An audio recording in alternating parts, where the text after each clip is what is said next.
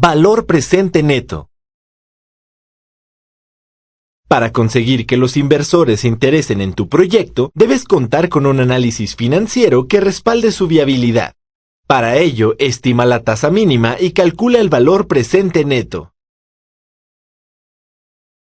La TEMAR se utiliza como referencia para calcular el valor presente neto. Se basa en el riesgo que se corre al invertir dinero en un proyecto, así como la inflación anual.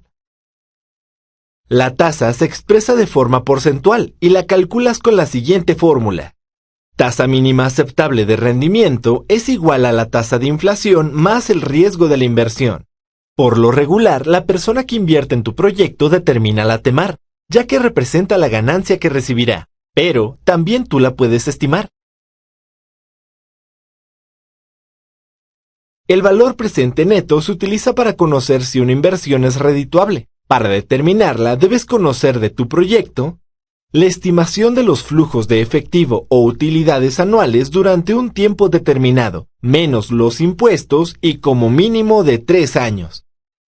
La tasa de interés que deberá ser igual o mayor a la tasa mínima aceptable de rendimiento y la inversión inicial.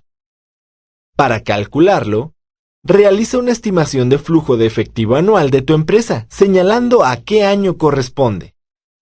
Determina la tasa de interés para tu proyecto. Para ello, investiga las tasas anuales de los posibles inversores para casos similares a los de tu proyecto. Recuerda que la mínima que puedes utilizar es la TEMAR. Calcula la inversión inicial para tu proyecto.